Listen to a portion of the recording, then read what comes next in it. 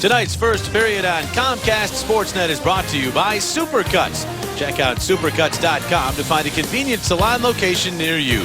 Rock the cuts at Supercuts. By Rothman Institute at Jefferson, exclusive orthopedic and healthcare provider of the Philadelphia Flyers. And by your local Chevy dealers.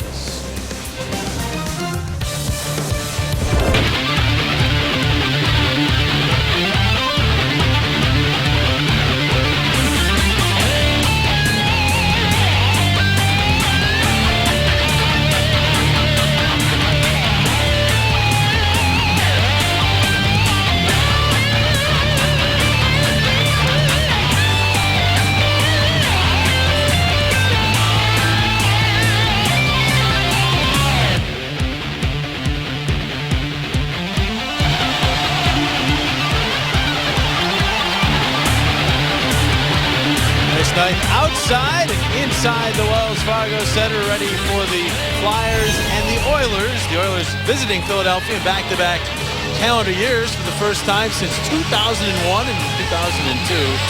As of course now with the schedule in the NHL, every year, every city will see every team. And these are our Kia starting goaltenders tonight. Victor Fost for the Edmonton Oilers getting into his third game. His numbers aren't very good, so he's looking to try to chip away at those. Steve Mason starts again. He took the loss Saturday night in Florida, still looking for his first W. The effort has been there. The excellence at times has been there. The wins have not yet for Steve Mason. So he readies himself. Lost at the other end of the ice. To deal with a groin injury early in the year.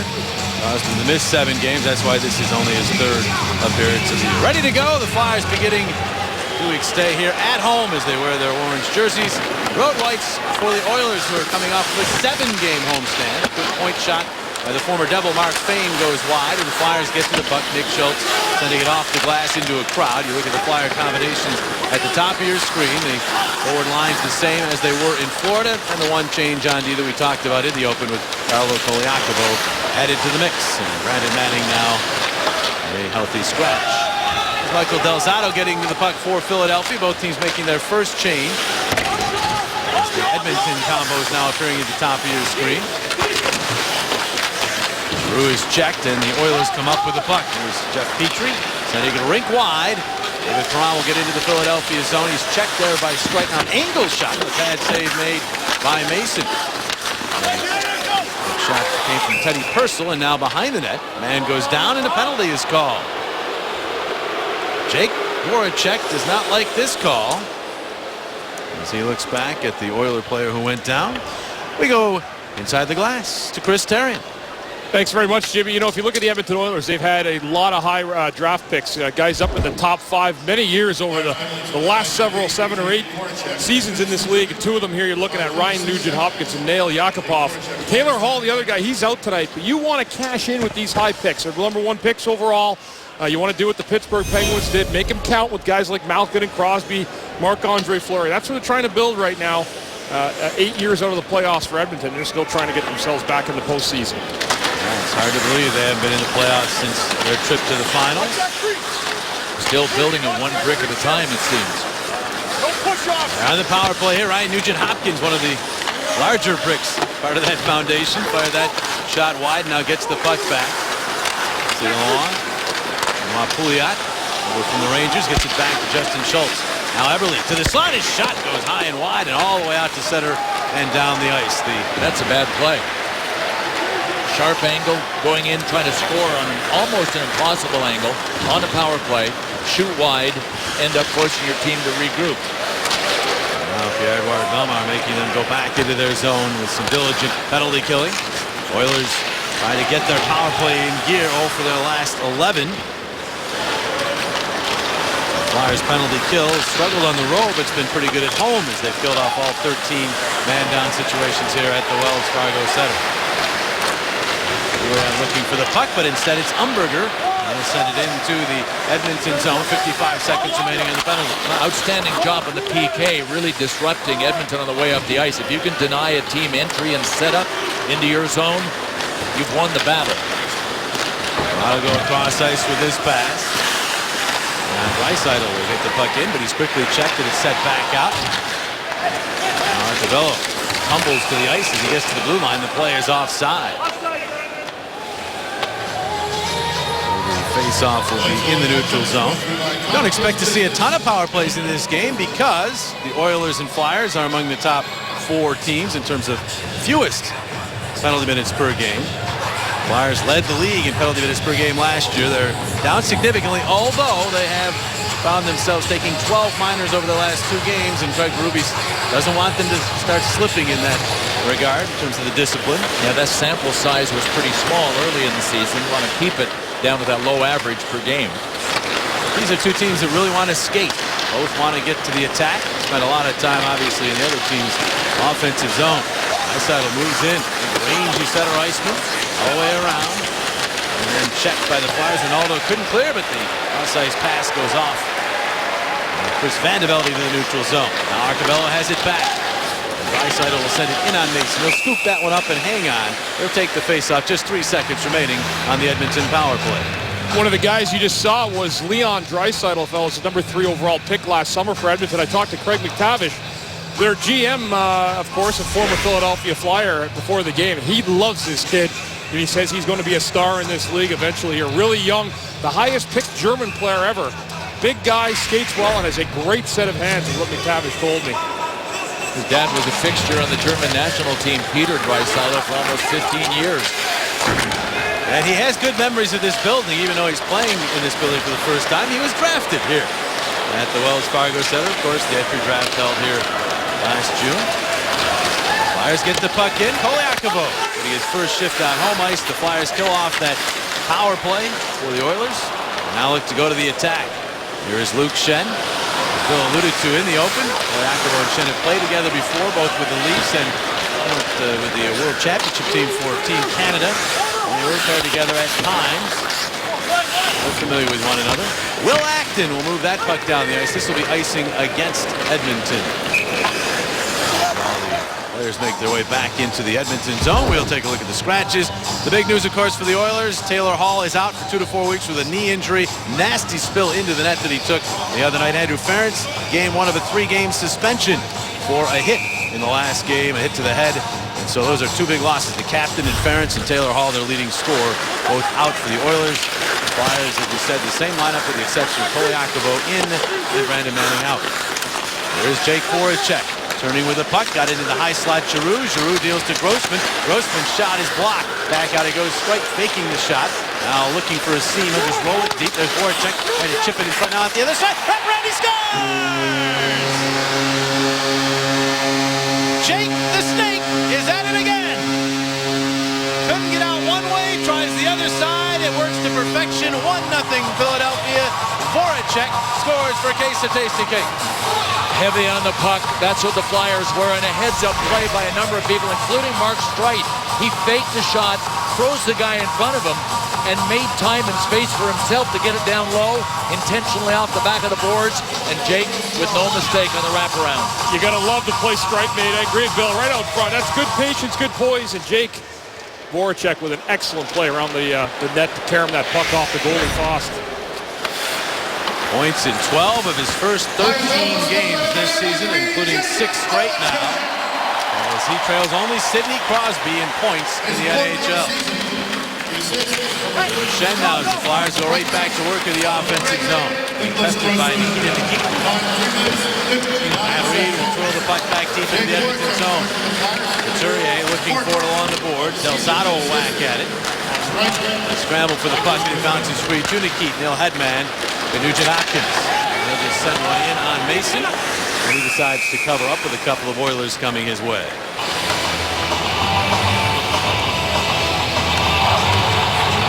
Some people might just say that Jake Voracek is hot.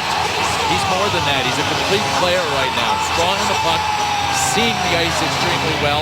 His touch on setups is second to none in the league. Actually, numbers would indicate that as well. And he can score. So Jake right now is a complete player. It is not just about being hot. It's not just about getting points on the power play. That's his 14th even strength point this year, which leads the NHL. There's a shot right off the faceoff by Yakupov to the found glass. Draisaitl will drop the puck off in the corner. Matt Hendricks around behind the net. Yakupov trying to catch up to that, but the Flyers get there instead. Will move it up the wall. Did not get out of the zone, but there's Koliakovo. And now the Flyers will move it to center, and they find the loose puck. Elmar to Ronaldo. Ronaldo takes a look, centers, and all the way across to Vandevelde. Vandevelde back to Koliakovo for the shot. It's gloved by Foster. He'll hang on. So Jake Voracek has given the Flyers this 1-0 lead. When the puck came off the end boards, Jake Voracek was the recipient of a real nice bounce. He tried to pass it out front, came right back to him. Yeah, he's pretty casual with the puck, whether it's in his hand or on the stick.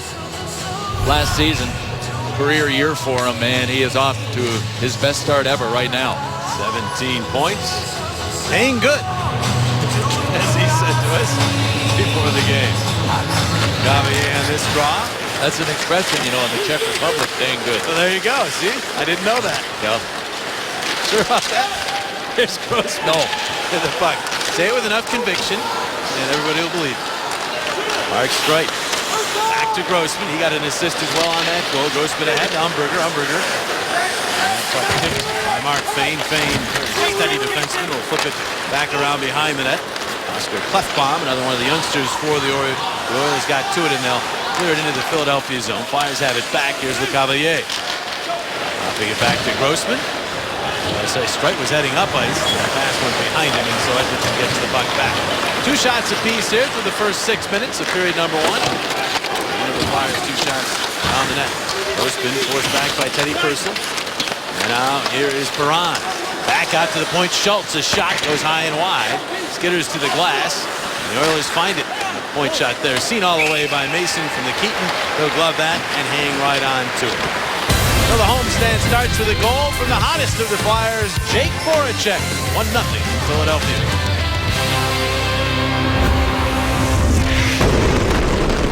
It's the Flyers. It's Flyers and Oilers on Comcast Sportsnet. Indeed, Flyers and Oilers. They'll play one more time this year. Won't be for a while. March the 21st. Flyers making their trip to Western Canada in March this year, which is a little different. Usually that trip takes place right after Christmas.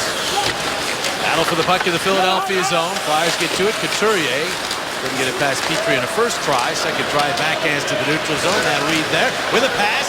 Giroux the shot, and it was blocked. Giroux stays after it and gets it to Couturier, who centers it, tipped wide by Reed. Good spot there by Couturier, but Reed could not get the puck on net. That would have been an offside. Flyers couldn't touch. Now they have gone back to retouch the blue line, so it's all good. And here come the Oilers. Richard Hopkins weaving his way in. Stutter step move, his pass across tip. Still gathers. Side angle throwing off the outside net. They centered back in front. LeCavalier one-handing the puck to Couturier. Couturier now back for Vinny. Tried to catch up to that off the wall, could not. Instead, it is Jordan Eberle. Move it back all the way down ice. With the icing, if the Flyers get the edge, they do. Koliakovo doing just that. Say, don't forget to score with the Flyers Family 4-pack. It's 4 tickets, 4 hot dogs, and 4 soft drinks for just $140. And it's to this Thursday's home game against Florida. Just go to PhiladelphiaFlyers.com and come on and play with us. Flyers have a little revenge on their minds for that game after losing to Florida in their last game. Brayden Schenn take this draw. He's out with Voracek and Raffl.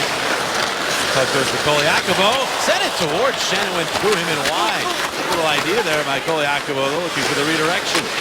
Now Voracek back to Koliakovo across. Luke Schenn shot is blocked.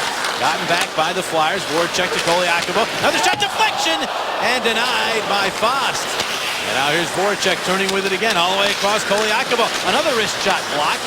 Voracek getting back to the puck. Swoops behind and out the other side. Backhander. He hit the post. Hit the post, everything but the finish. He is a machine right now. Now, Flyers still after the Oilers. This is what they want to do. Pursue that puck. Keep the Oilers in their own zone. Vandevelde on the wall. Puck hops up in the air. Kept in by Luke Schenn. Flyers maintain possession. Brayden Schenn a shot. Gets caught up in traffic in front. Ronaldo digging for it. But Fost able to cover up. You know, guys, one of the things they're doing right now, Jake Voracek is second in the league in points right now. And the thing he's doing, guys, he's playing a real heavy, small ice North American type game. And I think that's an adjustment players make. But going around that net, and what you want to do with the Edmonton Oilers, a team, is attack them low. That's where they're the weakest right now, guys. You get some injured defensemen, some players out. You have to go down and go at them low below the hash marks. You will win this game if you keep the puck in the Edmonton zone for the course of this game. Yeah, good point, Chris. And Jake, of all players, looks like he wants to get out to the front of the net as soon as he can. They almost scored on the backhand to go along with his forehand wraparound. He's been shrugging off at check as he got that puck back to the neutral zone. I think you're noticing with Jake, too, a lot of his damage being done late in shifts, and I think that goes back to the fact that he's in such great shape this year. You see him blow past players late in his shift. They might be getting tired, and Jake no longer is. Cut out his mom's pasta from his diet in the summer. Lost 10 pounds. Has a little more to do than that, though. He's working hard, obviously. Trying to have to stay in shape, maintain it as the season gets going. He doesn't have quite as much trouble pushing away from mom's table while he's here in Philadelphia. There you go. The temptation isn't there. Arcabello check. Purcell will get it back out. Petrie trying to keep it in, could not. Simmons pushes it past him, but rotating over and getting there ahead of Simmons is Martin Marincin, the defenseman. Puck back to Del Zotto. His pass was tipped away, but into the Edmonton zone it goes. Petrie across for Marincin. And to avoid the forechecking, got it back to Petrie. His dad, Major League Baseball, is a pitcher for the Detroit Tigers.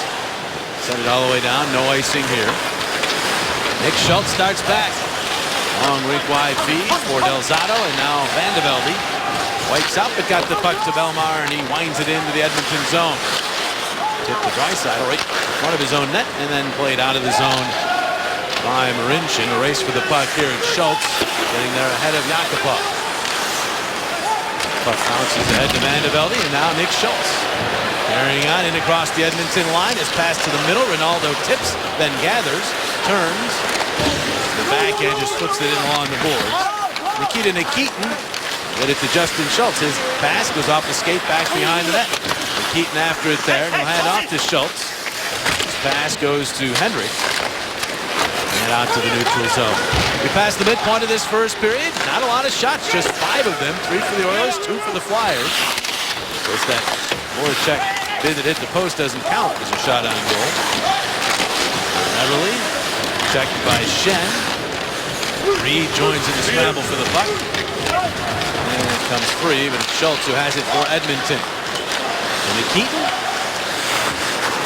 just coming back from missing 3 games with an ankle injury. Needham back with Ferentz out due to the suspension. Now here's Fane pushing it into the Philadelphia zone. He's going to chase Couturier in pursuit. Fane dropping it back. The shot high and wide for Pouliot, and that'll go all the way back down into the Edmonton zone. Flyers will give the Oilers all those wide-angle shots they can handle. And the Flyers so much better in the neutral zone tonight than Saturday, both offensively, getting it through, and defensively. Raffl centering. It's a little behind Giroux. Back for Raffl. To elude Fane and does his centering pass off of Giroux's stick. And Edmonton has it. And they will move up. And set into the Philadelphia zone by Nugent Hopkins, who does seem to have his legs in this game. Battles with Del Zotto here. Ron comes in to help out. The puck deflects in the other quarter. It's Voracek. Voracek just fights off not 1 but 2 Oilers and gets the puck to Del Zotto. Like a small tank. Now here he is after the puck. Couldn't get there, but Raffl will. Oh, Raffl reaching back for it. Wasn't sure he might have thought Giroux was going to take that. Voracek centering pass for Giroux, blocked off by Perron. And he'll drop it back to Petrie. Whistle free hockey here for the last little while as we tick down to 8 minutes remaining in this first period. Bello with a pass to Purcell in the slot. Shot! And Mason, a stick save as he denied Jeff Petrie, who joined the rush. Flyers nearly turned it over on the outlet, but they get it to Umberger. And Umberger will backhand into the Edmonton zone. Collier tries to get in on the forecheck. The Oilers able to move it ahead, and Will Acton, the son of the current associate coach of the Oilers and former Flyer and assistant coach of the Flyers. Keith Acton got it out to center, but it deflected into the crowd.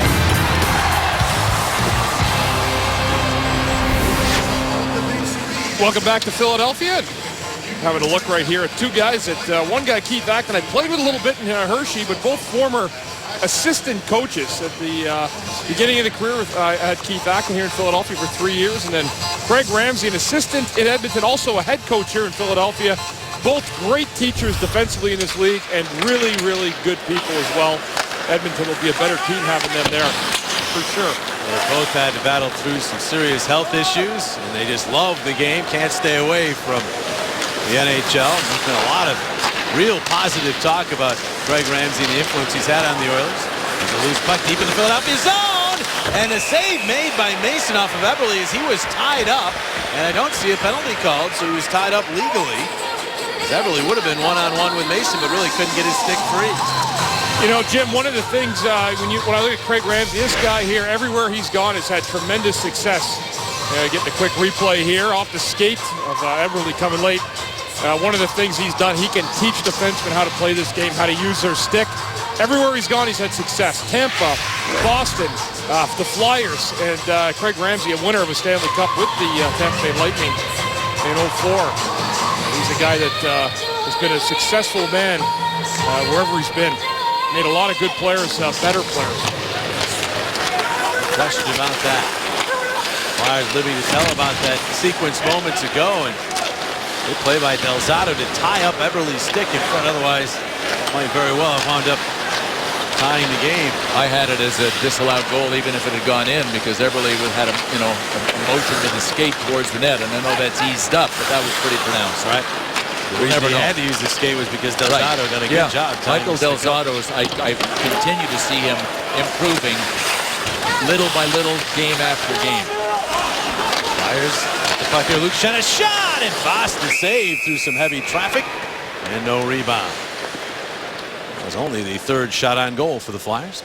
Tomorrow, Michael Barkan is talking about the Flyers and Sixers seasons as they've gotten started. Plus, he'll be joined by Jeff McLean and Zach Berman. Hear their thoughts on the Eagles. Watch Philly Sports Talk presented by Comcast Business tomorrow night at 5 on Comcast Sportsnet. Concourse or in the Arena Bowl. And joining this one is the Flyers and Oilers tangle. East beating West again. And for the Oilers, that's been good news. They are 4-0 against the East this year, 0-6-1 against the West. They do not have a loss against the East. They don't have a win against the West. The puck at the line, and Grossman able to keep that in with his stick and then his glove, and now it's played by Raffle, dropping it back for Voracek, flipping it. That one bounced off of something and went up over the cave.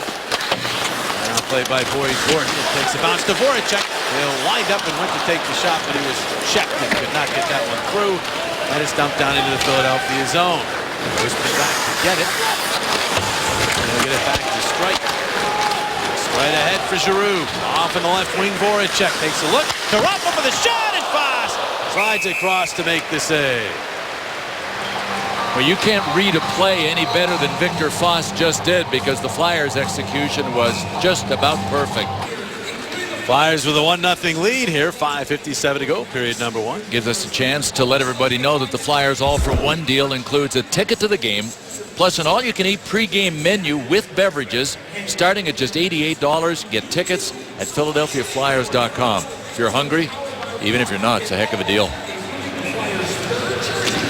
Plenty of opportunities to see the Flyers this month here. Wells Fargo Center with these 4 straight. 6 of 8 leading toward Thanksgiving. To the puck, it's Raffle coming over to get his stick on it. And now Eberle. Bumped by Giroux, take it into the boards, and the Flyers get the puck. Here's Michael Del Zotto. Raffle backhanding it across to Voracek.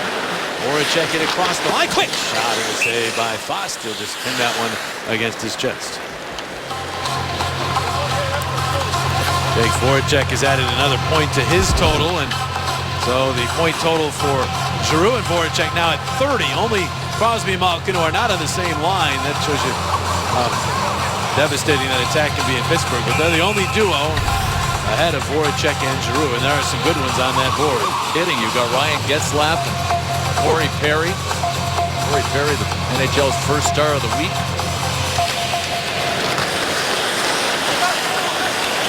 There is Grossman. Make that one. Yeah, first star of the month. Umberger to Simmons. He was checked just as he tried to make a play. Now Grossman getting Umberger loose stick on the ice. There's an Oiler without a stick. I believe it's Schultz. Grossman played it back, strike, chopping that. Bounced to the corner. Umberger didn't see it.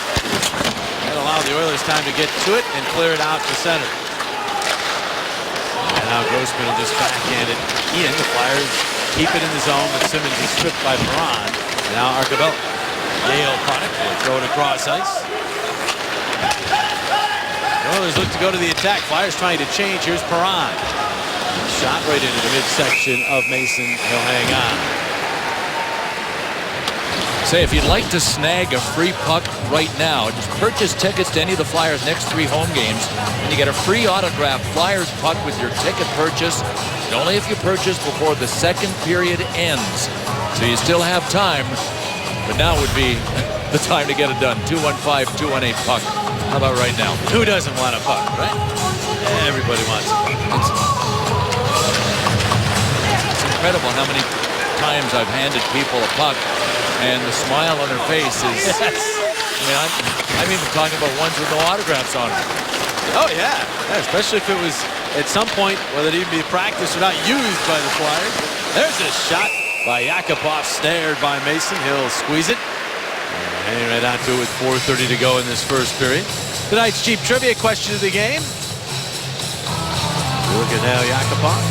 How many times have the Oilers held the first overall draft pick in the last 5 years? Once, twice, or 3 times?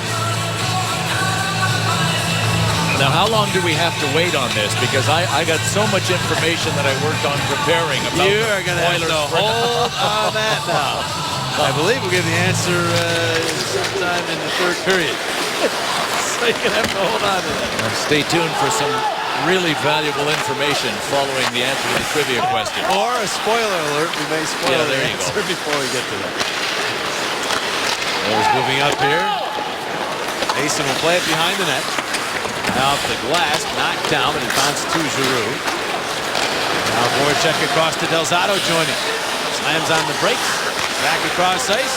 Voracek, the pass, the shot by Delzato blocked. Back to Voracek, shot. He scores! Do not touch him right now. You will get burned. Voracek again. And it's 2-0 Philadelphia. Voracek scoring for his second case of Tasty Cake. Well, Midas turns everything to gold, and this is Jake Voracek. He had a chance to shoot. He passed to Michael Delzato, who was a left-hand shot, couldn't get a shot off. Went right back to Jake Voracek. Similar to the first goal, Jake tried to pass to somebody else, and it came right back to him. Wow. Well, you make your own breaks, as they say. He's playing so well and now getting some bounces and taking advantage of it. The Flyers with a 2-0 lead. They have 6 shots. Voracek has the 2 goals. Also, remember, hit the post. So he could already have a natural hat trick in this game. Worked for just the outside of that post instead of the inside. Oilers coming right back. Will Acton going hard to the net, but he was checked.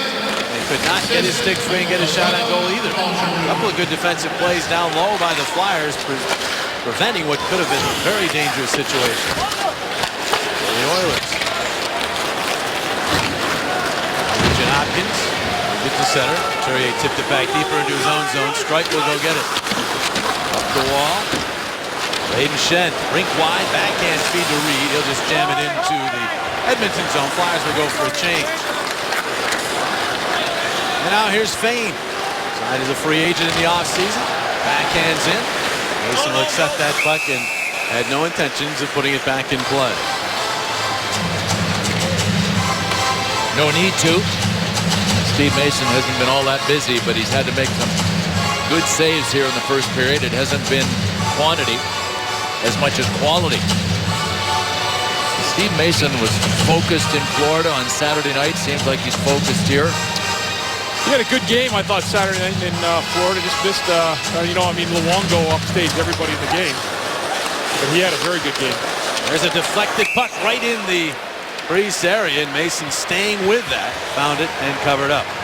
Well, we've talked a lot about Jake Voracek coming into camp 10 pounds lighter. Well, we've got a chance to talk to him today and asked him if there were any disadvantages to being 10 pounds lighter. It's a little bit depending on the situation on the ice. You know, sometimes obviously I wish I could have that 10 more pounds, but you know, lately I feel pretty good even in the board battles. So you know, it's been good so far for me, and you know, my mom isn't very happy, but I am, so that's very important. His mom's not happy. You know, moms are. They always want you to, you know, she's gotten eat more. She's gotten a lot of play and a lot of coverage with Jake's 10 pounds of weight that he lost. Indeed. So much for that contract to go with pasta, right? Yeah, but it's, last I heard, it's dang good. Indeed. As a turnover by Raffl, though. Look out for Ron. Worked down by Giroux, and Giroux steals the puck back. Out to Raffl, but he's checked along the wall. And there's Voracek. Now move it to Mark Streit on the rush. Streit it across the line. Has a look. Waits, fires. It's blocked. Voracek is to it, centered for Giroux. It was there, but he was quickly checked. And now Petrie the other way. He's all by himself for the moment. He'll try the shot. Blocked by Delzato. Second try backhanded. Mason gobbled up, and then he had it sit there for a moment. Had to cover with Everly nearby.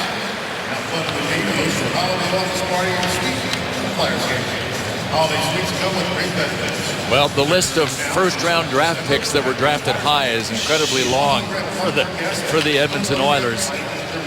And they have moved so many 18, 19, and 20-year-olds from the draft right into their lineup. And they are Exhibit A, really, I think, for why you would want your players to mature a little bit. The Oilers have missed the playoffs 10 of the last 12 years, including the last 8 straight. Ron Hextall for the Flyers now is a GM with a different philosophy, and that is a little maturity going here before the players make it to the NHL. Wayne Simmons dishes to Delzato for a shot. Save Fost is going to deal with the screen. Umberger going to the net. And puck sent back down the ice. There's Nick Schultz. Umberger did not get that puck deep. Everly the other way to Draisaitl. Leon Draisaitl. Backhander, and Mason gets crashed into the puck, bounces behind the net. And the Flyers okay. Poliakovo will send Simmons to center. He missed the puck. Draisaitl will drop it back. And then it's fanned on by Schultz. Weston Schultz, 24-year-old defenseman, another young player that the Oilers are really counting on. They expect him to be their #1 defenseman. Now his ups and downs. Tipped deep into the Philadelphia zone. Mason there. He hit it off of Luke Schenn. It bounces all the way out to the neutral zone. It's found there by Winston Lefbom, and moves it back into Philadelphia ice. It's Poliakovo. For Schenn, head ahead. Reed in the middle. Couturier couldn't get it cleanly. He's got it now. 30 seconds left in the period. Couturier all the way around behind the net. Has it back. Gets it back out. Here's Grossman. Grossman is shot wide. Back on the other side. And it's Streit will get to it. 18 seconds in the period. Brayden Schenn for Reed. Matt Reed has a look. But he is checked. And Will Acton takes the puck away. Moves the Philadelphia zone. 7 seconds as Grossman goes back. Gets to Streit. He'll just finesse it ahead.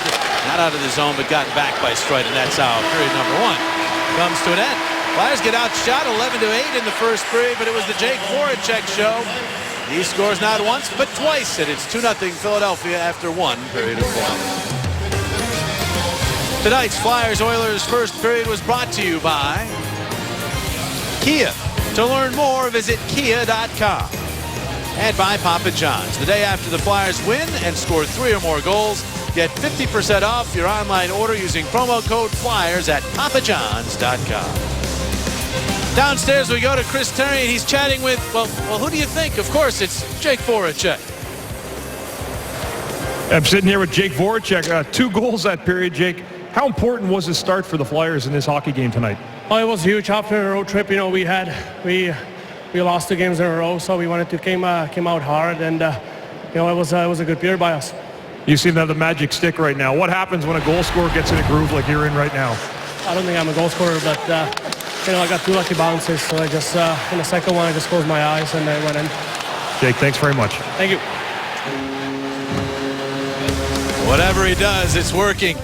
2-0 Flyers with the lead over the Oilers. Intermission live. Straight ahead, John Bork and Brian Boucher with our analysis.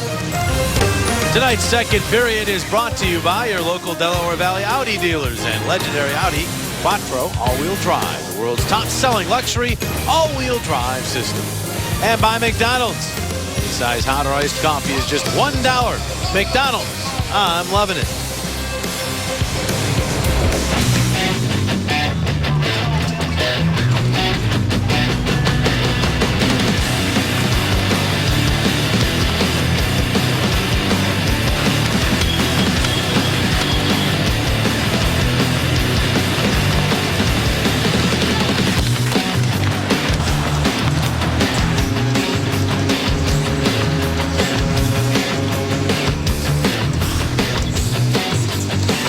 First period statistics brought to you by the Rothman Institute at Jefferson. And it gives you an idea of the Oilers having more shots and blocks. Flyers the big edge and faceoffs. The Flyers actually launched more shots than the Oilers. Flyers had 9 blocked by Edmonton players. And of those 5 chances by the Flyers, Jake Voracek just happened to put together 4 of them that included 2 beauties. Goal number 4 and goal number 5. That's what we've got. 2-zip. Voracek leading the way. Closes his eyes and he shoots the bucket, goes in. GMC NHL update. Calgary, they've been a surprise early this year, playing in Washington. Going to go from Lance Boma right there to take a 1-0 lead. Russell and Weidman with the assist. Nicholas Backstrom, though, will come back and tie this one for the Capitals at redirection of the Ovechkin shot. It's 1-1, Caps and Flames. Carolina, they've won 2 in a row against the banged-up Blue Jackets who've lost 5 in a row. That is a shot that ends up being put in the net. Zach Boychuk for the Canes. And Riley Nash will make it 2-0 Carolina right there. Nick Foligno has come back, gotten a goal back for the Blue Jackets. It's 2-1 Carolina as the Blue Jackets trying to avoid their 6th straight loss. Carlo Koliakovo on these Twitter shots looking pretty good. I would agree with that. He's made smart plays. Gosh, he's calm with the puck. Moves it D to D very well. Got shots through from the point. You can tell he's a guy with 400 games experience in the NHL. That's exactly what the Flyers were looking for as they went in search of some experience back there. With their young players not quite ready yet. Going the veteran. Koliakovo getting a chance. There's a shot by Nugent Hopkins that was blocked in front. Expect the Oilers to come with some push here. Thomas Aikens, their head coach, might very well have had something to say in between periods. Zetterly will get this puck back out to the point. Petria's shot goes wide toward the point. Reed jabs it and got just enough on it to get it out to the neutral zone. Well, this Nugent-Hopkins line for Edmonton is the unit that the Flyers are trying to shut down. That's why Craig Berube in the first period and continues to do it here in the second matches the Couturier line against them. Braden Shen after the puck, tipped it, but it's Eberle who gets to it as Delzato rides him. Now, running with it is Teddy Purcell. Purcell did plenty of damage against the Flyers as a member of the Tampa Bay Lightning. Around behind, trying to wrap it around, got it out in front. Right there is Braden Shen to clear, but a good first shift for the Oilers. Spent it almost entirely in the offensive zone, and this is icing against Philadelphia.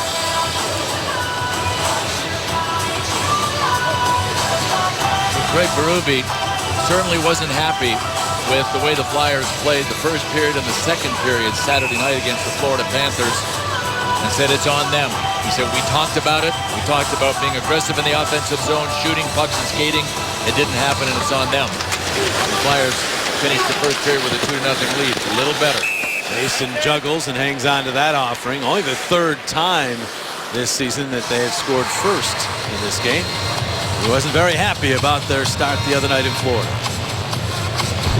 We didn't come out aggressive enough in the first period for sure, and didn't get on them and didn't put pressure on them, didn't skate, didn't shoot pucks. We knew, we talked about it. We talked about, good start, talked about, being down here in Florida and, just all that stuff about coming out hard, coming out aggressive, skating.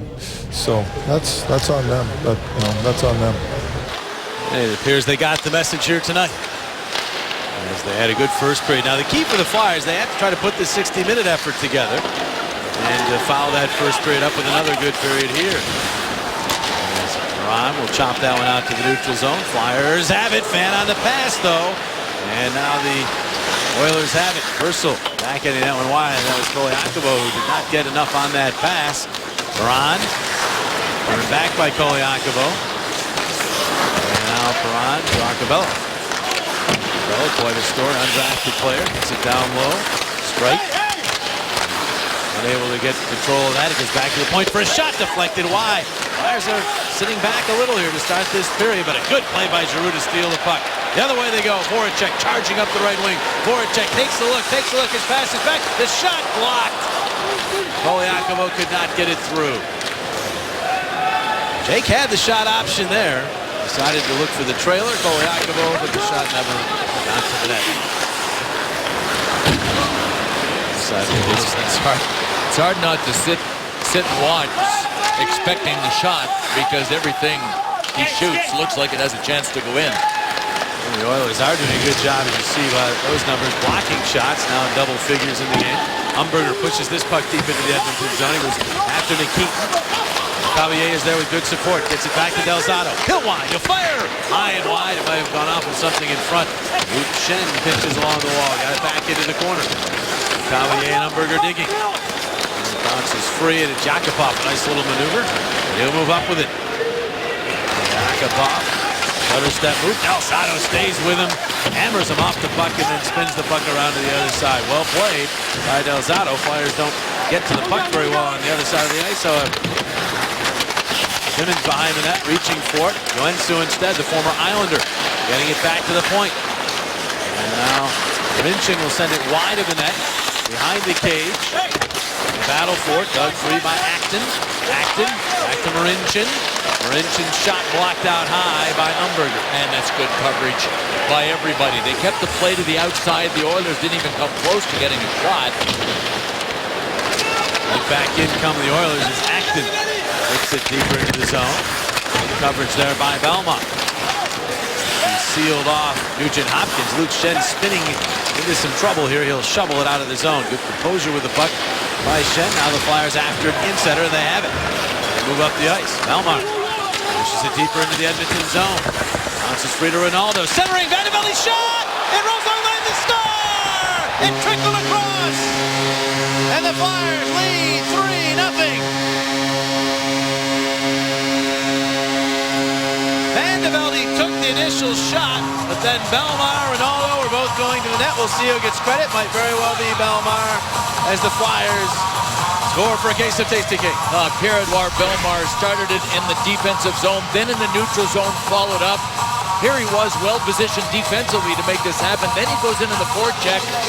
I mean, this is a bonus goal when your fourth line plays the way these guys have. Vanderbilt, Zach Ronaldo, Pierre-Edouard Bellemare. Well done.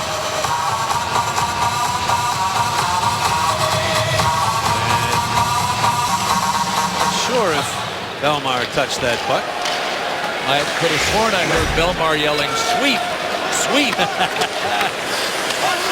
If it is Vanderbilt's goal, the second this year, it's against his former team. There's Grossman, the shot deflected just wide by Reed, and it winds up in the back of the net. Vanderbilt, August time. Yeah, they're going to give it to Bellemare, so apparently he did touch it somewhere in that confusion, and so goal number 2 for Bellemare instead. Well, he sure deserved it. All the way from the defensive zone where he made a good play behind Steve Mason, came up, backed up the play in the neutral zone, was there for a loose puck, and then led the charge on the forecheck. That's a pretty complete shift, a 200-foot shift.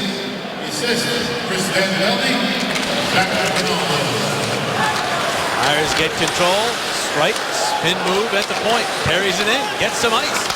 In front, the shot, save, rebound, they jam away, and Fost is able to hold tight and get the whistle. Well, our Geico quote of this hockey game belongs to this man right here, Mark Streit. And he's talking about the team's slow starts. You can see what he says here, though, guys, and you know what? I think it's a good point he makes. You've got to learn from the mistakes you make in this league, and if it's one of them is not having a good start, as a team, you have to be consciously in agreement that you need to be better at the beginning of hockey games, and the Flyers certainly were in this game here tonight.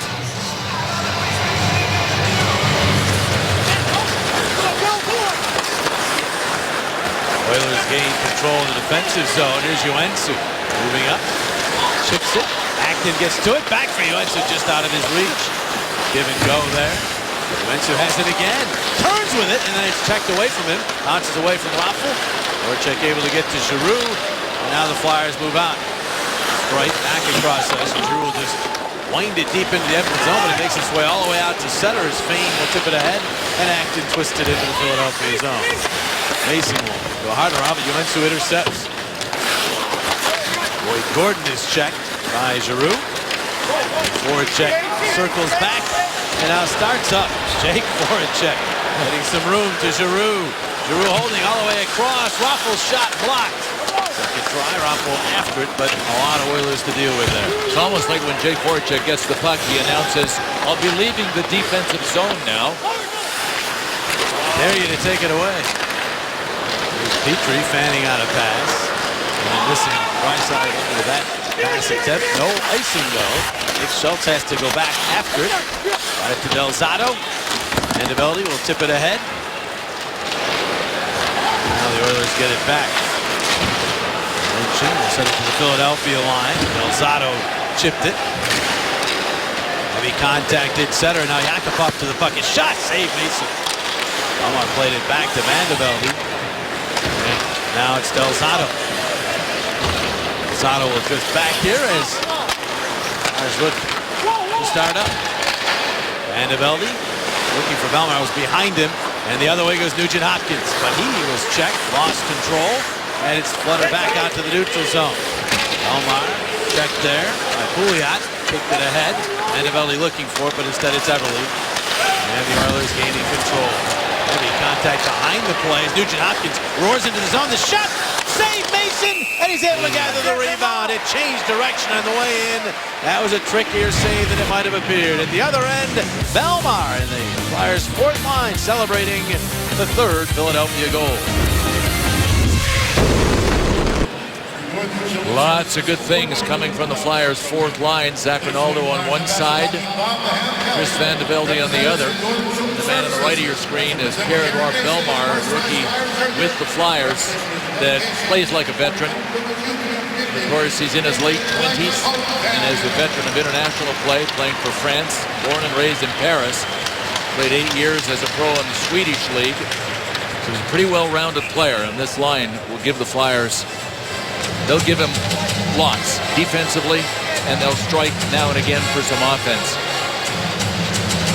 Usually the motto of the fourth line is don't get scored on, obviously. That'll be a positive, and if the offense comes along, that's considered a bonus. Well, they got some offense right there. Pretty personal shot that is snared by Mason, and he will hang right on to it. Hey, I want to give a special shout out to a special Flyers fan. Edith Hewitt is 93 and she's a super Flyers fan. She watches every game. And from Bernie Perrant, Edith, who you met today, to me, to all of the Flyers, we know you're watching. And thank you for being there. You're the best, Edith. Absolutely. Playing well for Edith there. Right? 3-0 lead.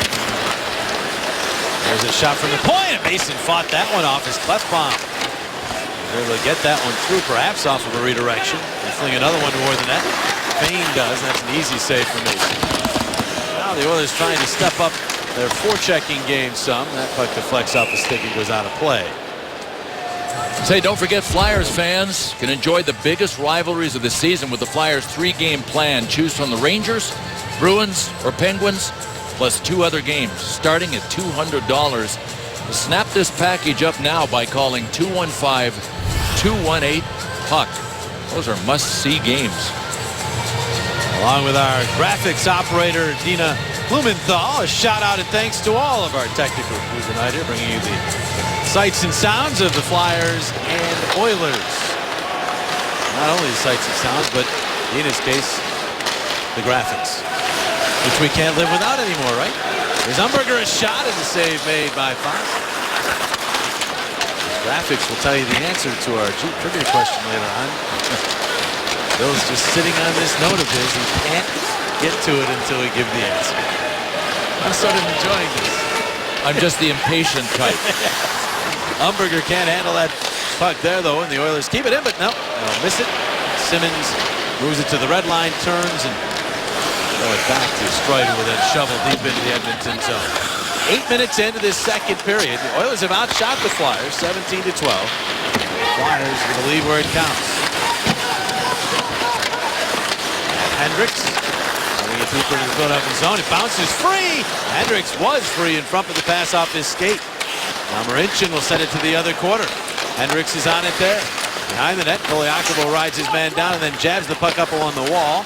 Voracek tips it to Luke Schenn. And he will move it in the nick of time to Raffl, looking for Voracek, but for once the puck eluded Jake. What happened there? I don't know. And the Oilers have it back. Long pass cut off by Koliakovo. He races in across the line to Voracek. Voracek, shot blocked off by Marincin. And then shoveled by Draisaitl to the line, not out, batted at by Petrie. And the Oilers have it. Yakupov lobbing one that's batted to the quarter by Mason. Schultz finishes Acton. Now he moves the puck along for Voracek. Bring it back. Koliakovo across. Schultz ahead on the tape to Vandevelde. Or Giroux holds, waits, fires. Save made. Costas. Vandevelde went to the net. Vandevelde now trying to just keep that puck alive, but will Acton had other ideas. Moves it to center ice. Delzato. Cross ice to Schultz. Delzato moving the puck very well. Ronaldo gains the line. His mates go to the net. Ronaldo backhands. That's cut off. Nikita Nikitin got in the way of that, and the puck ends up out into the neutral zone. Delzato is back for it again. Ronaldo turning with it. Ronaldo gets the red line and fires in. Last out of his net.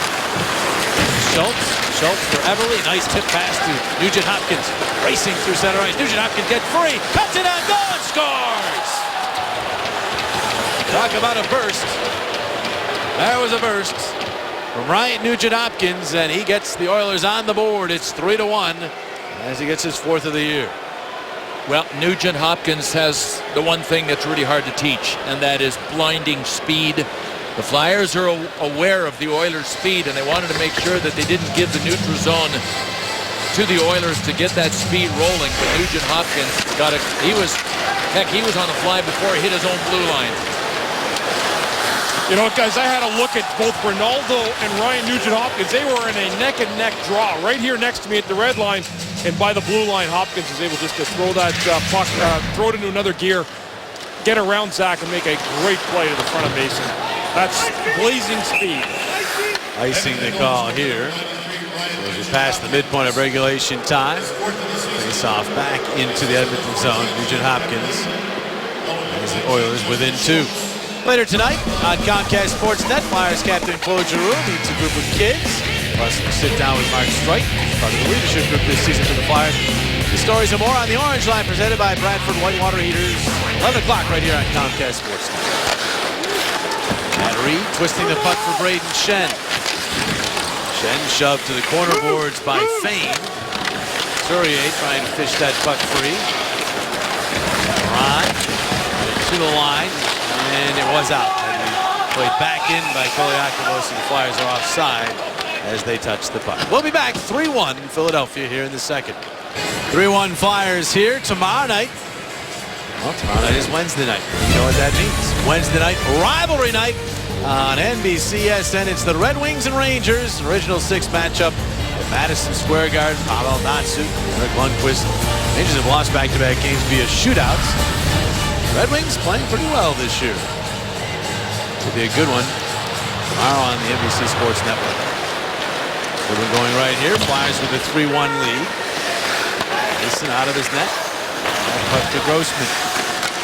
Sent it off of Giroux's stick, but right to Nikitin. He then didn't get all that dump it, and the Oilers are offside as a result.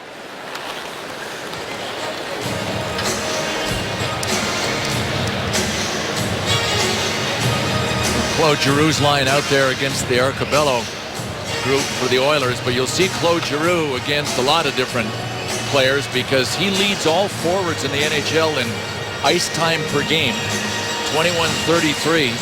Everybody else is looking up at Claude Giroux's ice time totals. Ryan Nugent-Hopkins is the only Oiler forward over 20 minutes, and you know why after seeing that burst of speed that led to the Oilers' goal. Here is Giroux, but his pass for Voracek intercepted by Will Acton. Acton getting into only his 3rd game this year due to the injury. Quite a bit of ice time this game as the Flyers just play their board check. Sends Raffl up. Raffl trying to maneuver on him, but he's cut off at the pass by Mark Fane. And Fost covers up. Well, let's take a look at our Independence Blue Cross fearless play. All speed and no fear for Ryan Nugent-Hopkins.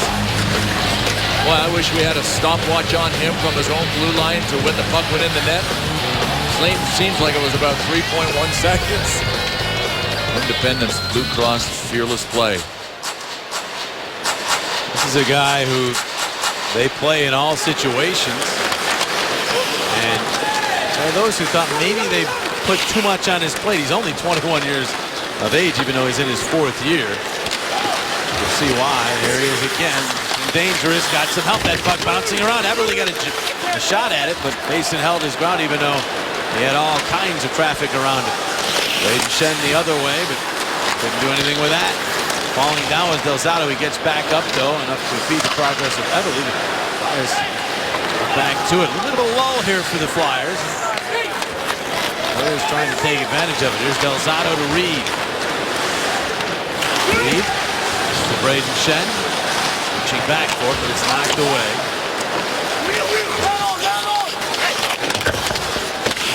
Now look behind it. Good steal. A Luke Schenn for the shot. He scores!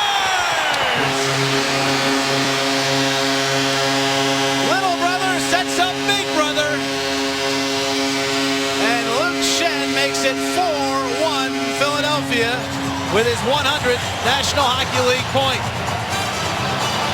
Luke Schenn scores for a case of Tasty Cake. And the kid brother Braden was completely out of gas. He went behind the net. He was at the end of a shift, and it was all he could do to get the puck out front. His shot looked like it had some English on it. It went off Fost and off the post and spun off the post and in. You got the far angle, Bill. You're right. Found the hole somehow under the arm and bounced that far post past Fost. You know what? When things are going your way and you're doing the right things, as Braden Schenn did behind the net, out to his brother with that pass, good things are going to happen. That's exactly what happened. The only assist to Braden Schenn, and the Schenn brothers at it again. It's a great goal. That is fitting. His 100th National Hockey League point is a goal assisted by his brother and his brother alone. 12:01. Just 3 or 4 games ago when they the first time collaborated on a goal. That was Luke to Braden. This one Braden to Luke. Well, Craig Berube wanted his D-men more active in the offensive zone, not only moving into holes looking for shots, but pinching down the wall. He thought Saturday night, as a group, the 6 defensemen just retreated far too quickly, far too easily, and Luke Schenn was obviously paying attention. Their dad, of course, is on the trip, as with so many dads. I wonder if he stuck around. Oh, gloves are down here. Ronaldo's throwing punches as he and Matt Hendricks going toe-to-toe. Hendricks got a couple in. Ronaldo goes down. The linesmen get in. Two guys who certainly are familiar with the pugilistic side of things. And they'll both be escorted off. The first fight in a while for the Flyers. They've only had 2 or 3 all year.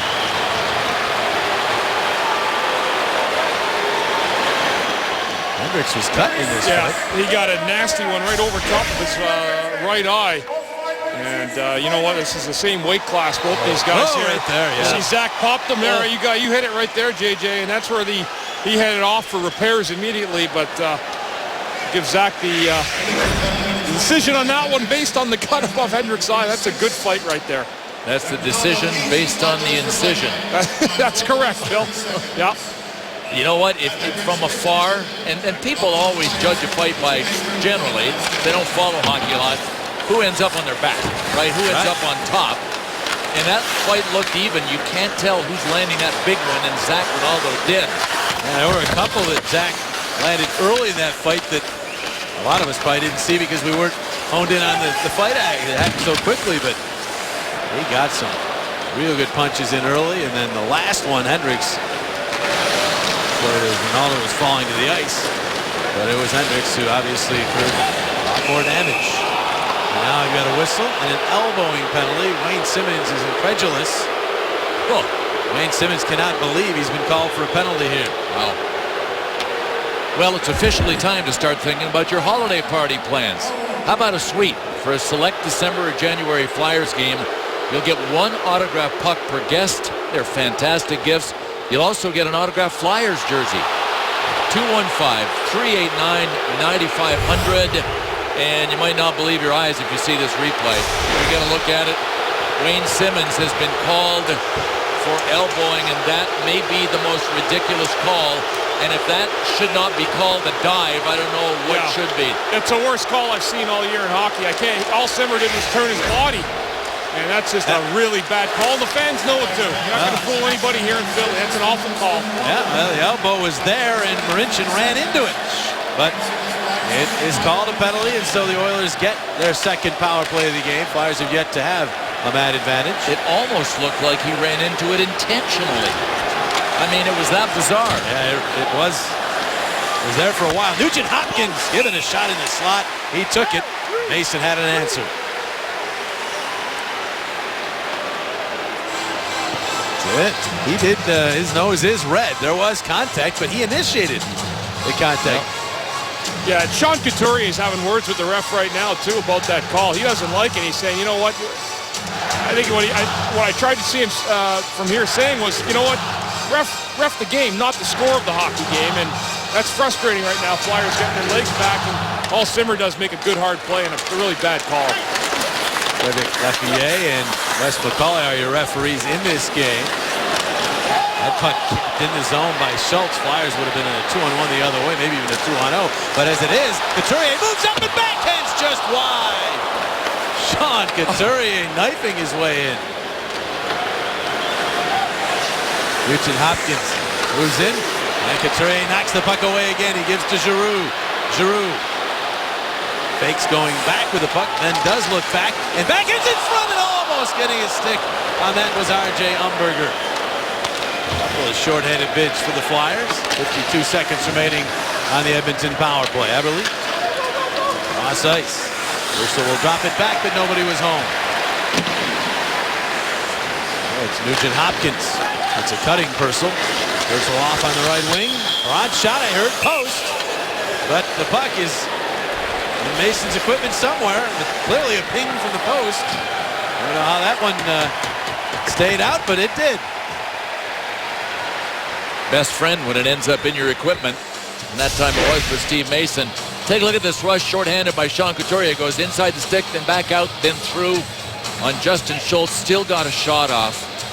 And that's why you have to keep thinking that there's an offensive upside still to Sean Couturier when he decides to go. Most of the time he is cast in a defensive role, but you see those flashes of offensive brilliance that let you know there's going to be something down the road. Has 3 goals this year. 4 points in his last 4. The puck set all the way down by the Flyers. 28 seconds left on the Simmons liner. And Vandeveldy and Belmar out on the penalty kill up front. Perron will bounce that one into the right of Mason. Delzato the first to it, trying to get the puck to settle down. Spins away from the check. Shuttles the puck to the other side of the ice, hoping for Vandeveldy, but it's spun back the other way by the Oilers. Perron to Purcell, and now Perron to the point. Hickey get it right back to Perron. Power play is over. Perron's shot is deflected and went right across the slot in the air.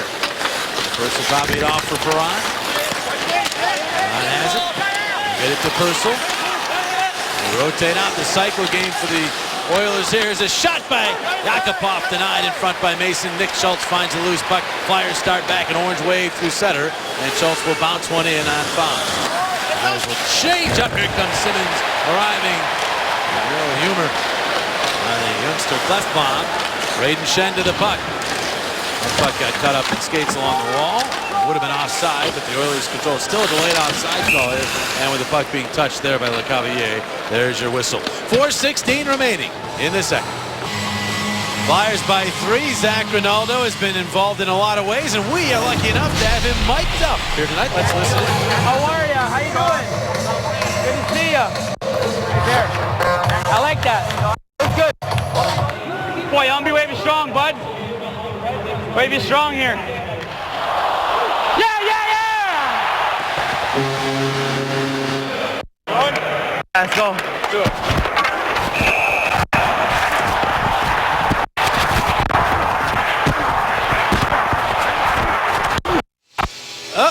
Mike finally the Mike, Chris. Took a shot there late in that fight. You know what, guys? One of the things here that the Flyers want to do a better job of, have a better job of, is a fourth line. And that's one thing Craig Berube said he wants to be able to trust his fourth line a lot through the year to give him the ice time they need to really to even the bench out and let the top players have better shifts. Ron cutting in, the shot, save Mason, and that was a tough one. He had traffic cutting right in front of him, and he was able to stay with that offering. And now here is Brayden Schenn. Dealing to Voracek. Voracek on the right wing, centers. That one ricochets all the way to the other corner. Cavalier, Schenn, and Voracek. Here's Voracek again, getting in front. The pass just tipped away as Brayden Schenn was making his way toward it. Now the Oilers break back. It's a 3-on-2 developing. Right wing feed. Purcell, the shot. Save Mason. Rebound in the slot. Jabbed that by Voracek. He's lost his stick. Another shot ricochets around in front. And it stays out as it goes out the other side. Brayden Schenn to the puck, and he does clear the zone. Barely. He got it out through center after hesitating and then taking a hit. Outstanding defensive effort by Vinny Lecavalier on that last shift. He came back and took away the cross-ice seam pass on the 3-on-2, and then he blocked the shot in front. Hamburger turns the puck over here. They drop it back. A shot by Yakupov. Stopped. Second try goes wide out the other side. Nugent Hopkins was stopped, and it's a good thing there was net to shoot at. Point shot is blocked. Flyers trying to scramble and get to the puck here. Eberle has it. Eberle twisting and turning. Drops it off for Pouliot across ice. The shot wide on purpose by Klefbom, then stabbed at by Mason. First with the stick, then with the glove. He's got it in the mitt. Well, this is Edmonton's top offensive unit. They stepped it up on this shift. But Steve Mason was able to squash this and get a whistle because he didn't overplay a puck that was back at the point. Without any shot, Edmonton, like a lot of teams, will just shoot wide. See how deep Steve Mason stayed? He took a swat at it, and when it bounced up, he was in great position. He had the post sealed off on the short side anyway, so good positioning by Mason. But then again, Bush will tell us all about that between periods, won't you, Bush? Indeed he will. He's been there, done that. Here's Giroux. Sent that off of Raffle. It bounces to Fane. Racing over is Giroux. Behind the net. Simmons gets to the puck. Back out it goes. Delzato. Looking for a seam, then try to pass. It's intercepted. Yakupov, and he's got help coming. Yakupov up the right wing. Takes a look. Waits, holds his pass in the middle. Draisaitl off across. Shot in the save by Mason. He robs Perron. And the Flyers still lead by 3 as Mason showing that athletic ability. Oh, Michael Delzato angry with himself because he telegraphed to the whole world that he was going to make that play in the offensive zone, and Nail Yakupov smelled it. Steve Mason made a lot of saves like this for guys last year, and you know what? Sometimes you need to make 1 or 2 of these to get that confidence back. Little things with goaltenders, but this is a great save. Good lateral movement left to right, and he robs Edmonton on a nice 3-on-2 opportunity. Edmonton really kicking into high gear here, fellas, the last few minutes too. A 25-15 shot advantage to this point in the game. They've doubled the Flyers in scoring chances. There's a shot by Nikitin that's handled with ease by Mason. 2:03 to play in the period. Steve Mason, though, when you have that goaltender playing well, you can be the equalizer or then something. And he sure looks like he's tracking the puck well and never losing sight of it, and that is such a key. You lose sight of it for a quarter of a second, and it could be behind you before you know it. So Mason seeing the puck and reading the plays well, and as a result, in great position for almost every shot. Oilers move the puck back into the Philadelphia zone. Couturier is there. Yakubo forced back. Oilers swarming now on the forecheck. Flyers reversed that well to get out of the zone, and Couturier will backhand, could not get it past Nikitin. His long pass tipped, but not gathered by Koliakovo. Instead, it's Eberle. Eberle holding. He waits. He fires. Blocked off by Luke Schenn. Giroux gets to the puck. It goes across to Luke, who will move up. Head manning to Couturier. He's at the end of his shift. He'll flip it in. Different line combinations seen by the Flyers here in this period. As Nikitin to Petrie. Rink wide feed could not be handled by Boyd Jordan. He did deflect it though, so no icing. Lozado wins the race for the puck. His outlet off of Umberger. He could not get control. He reaches back for it now. R.J. Umberger off to Simmons. Simmons holds. He drops it back. Lozado will wind and fire wide of everything. No chance to pinch there for Nick Schultz, although the Oilers will send it back around anyhow. Joensuu goes back into the corner, and Simmons gets there to jar it loose. Lecavalier battling as well, but it comes free. And now Marincin sent it off the glass. Racing over to get to that is Nick Schultz. Bounces around. Will Acton reaching for it. Elmar. And Simmons will play it in. Vandevelde in pursuit. Vandevelde checked, and the Oilers have it back. 18 seconds left in the period. Will Acton sends it off the stick of Perron deep into the Philadelphia zone. Straight there to Luke Schenn. We'll be hearing from momentarily. Out into center. Backhanded ahead by Ronaldo. Period number 2 comes to an end. As the Flyers scored twice, the Oilers once. Luke Schenn gets his 100th National Hockey League point. A nice feed from his brother, Steve Mason. Very good in period number 2. Tonight's Flyers-Oilers second period was brought to you by Mazda. Mazda is KBB.com's lowest cost-to-own brand over 5 years. By the Pennsylvania Lottery. Tonight's Mega Millions jackpot now has an estimated annuity of $321 million. Pennsylvania Lottery proceeds benefit older Pennsylvanians. Players must be 18 years or older. And by Geico, 15 minutes could save you 15% on car insurance. Let's head back downstairs to Chris Therien as he chats with Luke Schenn. Thanks very much, JJ. Luke, obviously that period you had, for the second time now in a couple weeks, it's a brother tandem combo. You got the assist on Braden's goal a couple weeks ago. That's pretty good. Got to be pretty cool on your 100th point to get the goal. Yeah, I mean, it's awesome. It's pretty exciting. Obviously, me and Braden connected on a lot of goals growing up as kids. So to do it in the NHL, it's pretty special. And second time this year, it's a good feeling for sure. We're both excited. What would you be the one thing you'd like to improve on moving into the third period with a comfortable lead against Edmonton heading into the last 20-minute frame? Well, I think we're on our heels a little bit, for a good chunk of that second. We had a couple long shifts hemmed in our end, so we know the Oilers are a good young team and they don't quit. So we're going to be on our toes and keep pressuring them. Luke, thanks very much. All right, thank you. Luke Schenn helping the Flyers to a 4-1 lead through 40 minutes. Intermission live, straight ahead. The Killer Bees, Boric and Boucher with their analysis after this. Tonight's third period on Comcast Sportsnet is brought to you by your Philadelphia Super Network Buick GMC dealers and by Cure Auto Insurance. Drive well.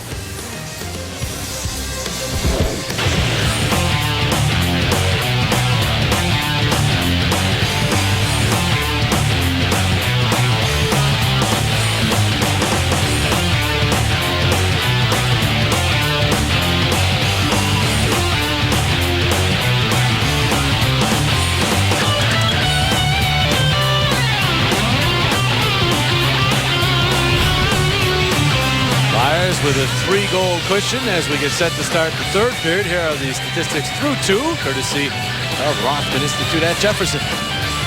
Some troubling numbers if you're in the Flyers locker room. 18-9, the chances favor the Oilers.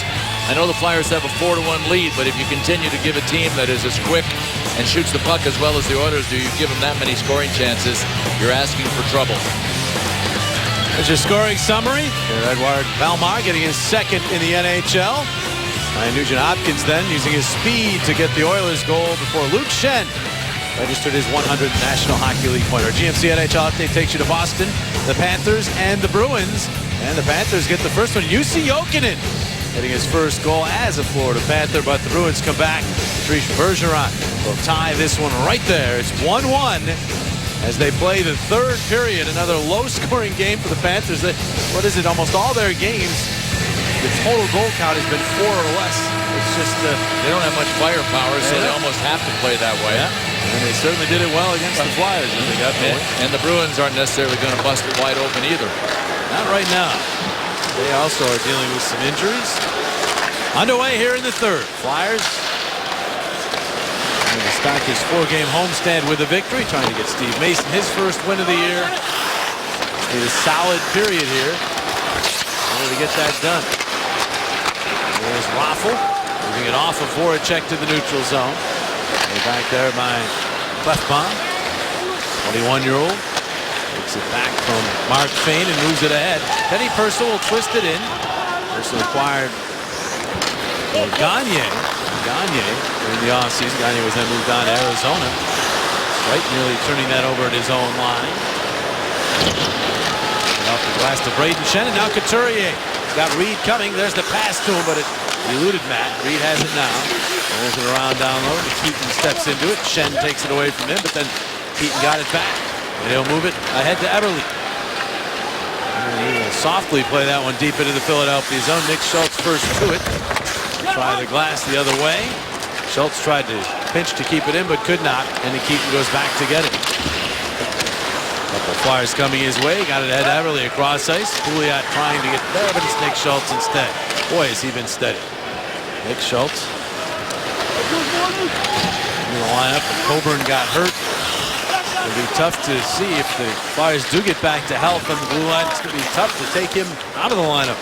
No, he was really around as a 7th defenseman and then stepped in with the injuries and has done, I agree, a really good job. Well, the homestand continues on Thursday night. Those aforementioned Florida Panthers in town as this team's a rematch less than a week after they met down in South Florida.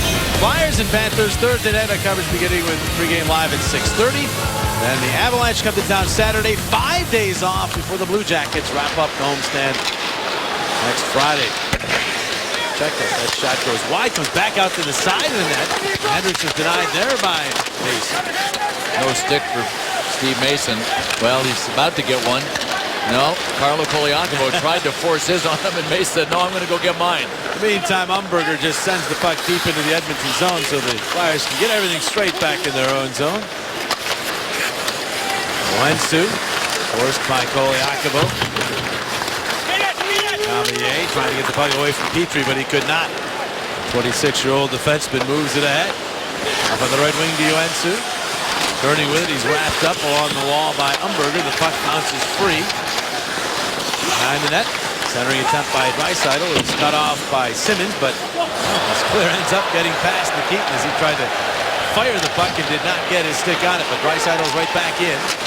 We're back-ended around behind the net. Ron looking for it. Now it's Draisaitl again.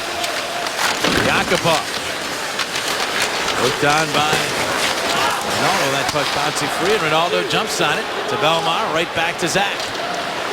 Ronaldo will fire one in. Gloved by Fost. He's going to hang on to it as Van de Velde charged his way. Listen up, Bill. Time for the answer to our Jeep trivia question of the game. How many times have the Oilers held the first overall pick in the last 5 years? 3 times. 3 first overalls. And they all played with the team as 18-year-olds. What is the number that you had? And they are. Here's a look at them. The number 1s were Yakupov, Nugent Hopkins, and Taylor Hall. Now I don't have time for my numbers. We will make time. I'm going home now. No, you will get those numbers in. There is Nugent Hopkins giving some rough treatment by Raffl in the neutral zone. Delzato and Schultz back for that bucket. It ends up off the glass and then the safety netting. These are the 3 number 1s that the Oilers have had in the last 5 years. Taylor Hall is out with an injury. He's their best all-around player. Yakupov's another one, and Ryan Nugent Hopkins, we've seen him with his speed tonight score the only Oilers goal. So they got some good players. But what's curious about the Oilers is their top 15, their last 15 top picks, 13 of them have been forwards. And for years, the whole world has said, gosh, the Oilers need to get better on the blue line. They've drafted 1 defenseman with a top pick out of the last 15 and 1 goalie and 13 forwards. It's curious, if nothing else, but it's a real reason why I think they've had trouble building their organization. There's a chance for the Flyers. Reed the shot, and the save made in front as Couturier got knocked down. That one defenseman was Darnell Nurse, correct? One defenseman is Darnell Nurse, and he's one of the only players that they've allowed to season a little bit because he's still playing in junior. Yeah, and he's getting ready. Nephew of Donovan McNabb, the former quarterback of the Eagles. Billy, I agree with you 100% what you say. You know, I think it's okay if you have a guy who's a center iceman that you can build up the middle with for 10 or 12 years. But I think really if you get the high picks, it's unfathomable to me to think that they cannot get or could not get a top defenseman besides Nurse over the last 15 years. Yeah, well, you know what, Chris? Some people will say, look, draft the best player available. But when you're loaded with guys like Yakupov, Nugent Hopkins, Hall, Leon Draisaitl, they drafted Magnus Pajärvi, Jordan Eberle, Sam Gagner, Andrew Cogliano, the list goes on. Wouldn't you think there'd be a defenseman in there that was just about as good as one of those that you could have taken? And you could trade down, right? Absolutely. Yeah, they didn't go that route. And then the other subject or other issue with what they've done is they have pushed those players as 18-year-olds to the NHL right away. Not a lot of seasoning has been done, and they're learning on the job. Draisaitl, Yakupov, Nugent Hopkins, Taylor Hall, Jordan Eberle, Sam Gagner, 18-year-olds into the NHL. That's a lot of players playing at that tender young age. There's Wayne Simmons, stick being tied up by Perron. Cavier carries on to the backhand, goes wide out the other side. And is played by Purcell, wrapped up by Umberger. If either ref thought they owed Wayne Simmons one, that was the chance to give it back to him. Certainly was. Simmons knocked down here from his knees, plays it around into the corner. Umberger checked by Cooper. Flyers have gone without a power play in this game. There's Perron getting behind Streit. That's going to be a penalty. The puck dribbles across the slot area and is played by Grossman. Not much doubt about this one as Streit lost the angle on the player, ends up dragging him down in a power play for the Oilers. Well, don't forget about the 4-pack. 4 tickets, 4 hot dogs, and 4 sodas for just $140 to this Thursday's home game against the Florida Panthers. It's the Flyers 4-pack. Go to PhillyFlyers.com. Make it PhiladelphiaFlyers.com. You'll see a nice effort here by David Perron going wide on Streit. Mark Streit forced to pull him down. Probably David Perron may actually have been Edmonton's best player so far in this game. Him and Nugent Hopkins have been pretty good in this contest, but Streit, no question on this, and the Edmonton Oilers head back to the power play. Well, this is a big moment in the game. Oilers a chance to crawl back to within 2 as they get this man advantage. And they get control. Schultz across ice. Broken stick on the shot attempt by Eberle. Plenty of room for Reed. He decides to go across ice. Does get it out to center. Couturier after it there, but instead it's Nugent Hopkins. Those unbreakable sticks. Nugent Hopkins. It's the line. Threw that across. Now here's Schultz. Looking for a seam. Goes back across ice. The active stick of Couturier deflected it out of play. Another good read by Sean Couturier. He has such a defensive sense to the point where, in talking to head coach Craig Berube last week and asking him about high IQs, he said, who do you think has the highest hockey IQ on the team? Didn't take him very long to answer number 14, did it? That was a very quick answer.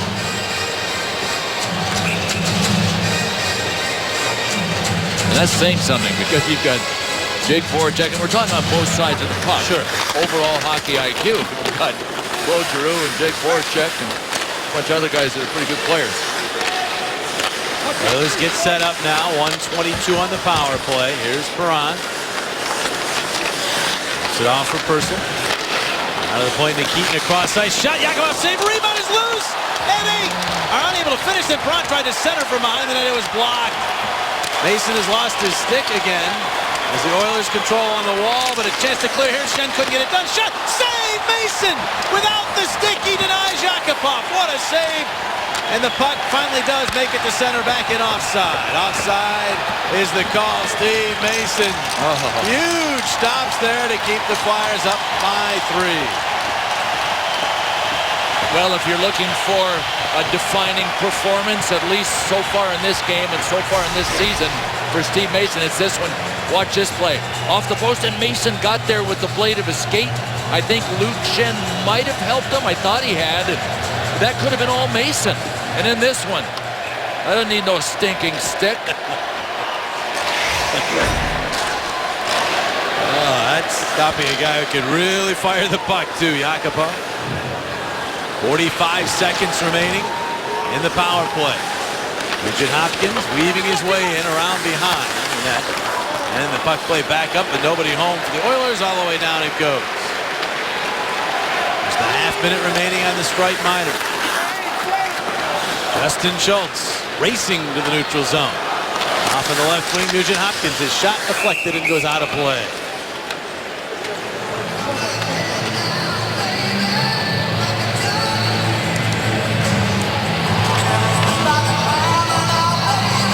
Well, the one element of Steve Mason's game that he even said was missing Saturday night in Florida was working harder to see pucks, making sure that if screens were there, trying to look through them, trying to track the puck. And all systems go tonight for Steve Mason. As we were talking about with Jake Voracek playing well, you get some breaks. He's had a couple of posts behind him that have certainly helped.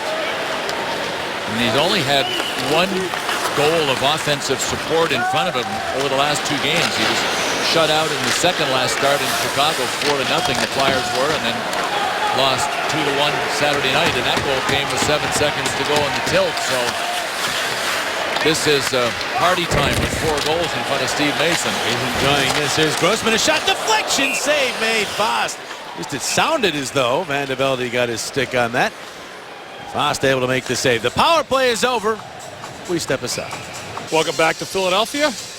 Our Hyundai save of the game tonight belongs to that man right there, Steve Mason. And he's made some great saves. There's been a few options, but none better than this one.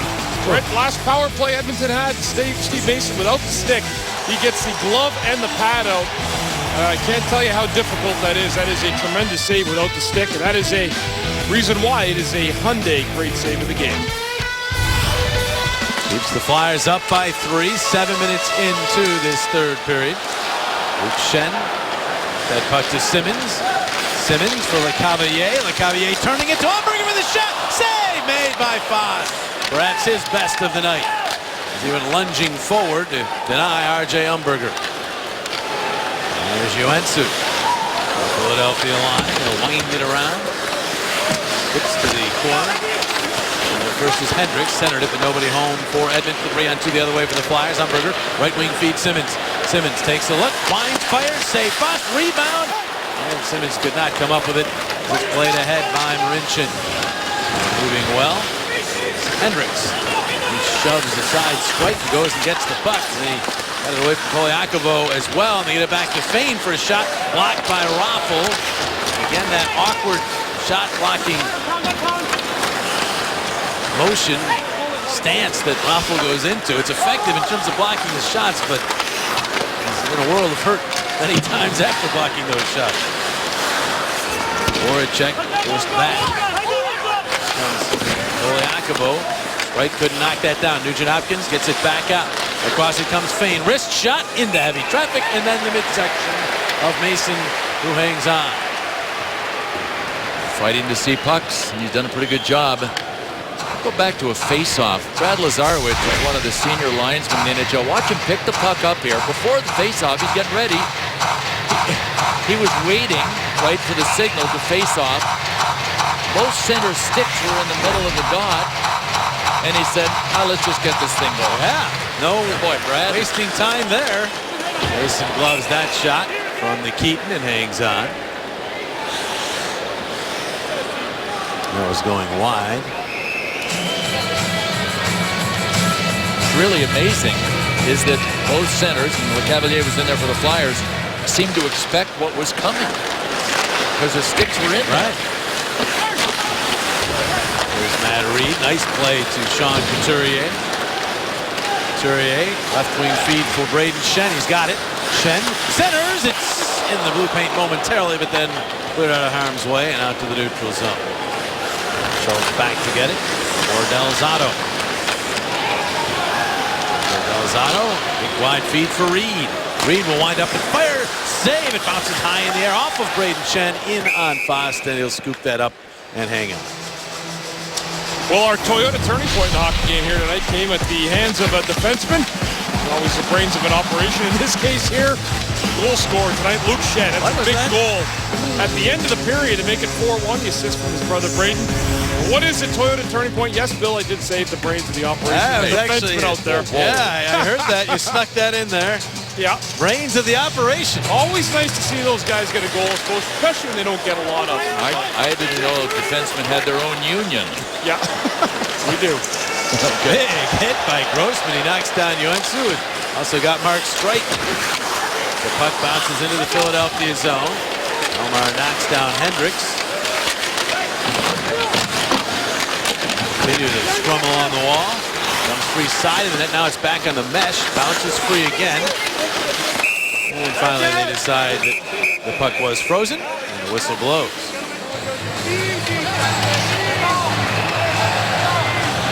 This is a situation where you just want to get out of the way in the neutral zone.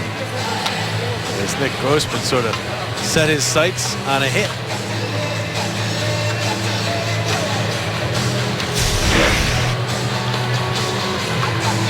This is what Craig Berube has asked his defensemen to do, is be more aggressive in the neutral zone. Picked up the split right there. Well, yeah. Unfortunately, he got Mark Streit in the process as well. Maybe split, he picked it up. Daniel Lecavalier has been effective. Flyers have dominated the face-off dot in this game. There's another win. Shen. To Koliakovo. Ahead nicely for Lecavalier. Circles back with it. And then gets it back to Koliakovo for the shot that was blocked in front. Simmons to the loose puck, but it's knocked away from him. Out the other way go the Oilers as we approach the midpoint of this third period. They get numbers.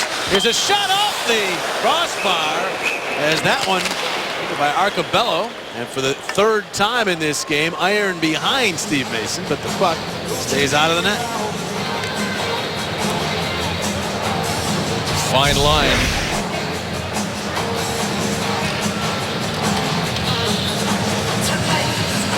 I think it goes off of Koliakovo's stick on the way in and then off the crossbar.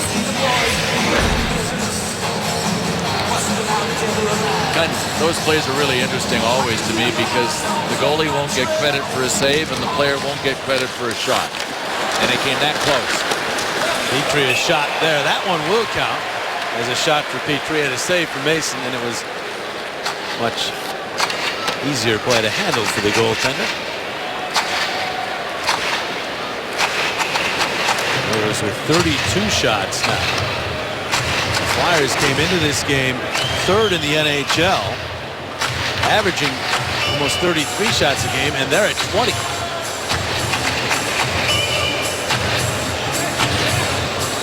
Talked about the Flyers' dominance in the face-off circle. Giroux right at the head of the list, 18 of 22, making 19 of 23. Although Schultz is overtaken in a penalty. He took down Pouliot.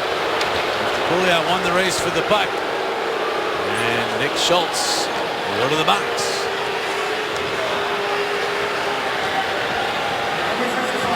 Philly, 2 minutes, tripping. So there may be more tests coming for Steve Mason and the Flyers. I don't think the ref had much choice on that one. And that puck seemed to take a funny bounce off the backboards. Nick Schultz knew he had lost a step on his guy. The Oilers win this draw, so they go right to work. Up to the point. Schultz shot, rides high and then off the glass. Nugent Hopkins, one hands it to Pouliot. Now Eberle.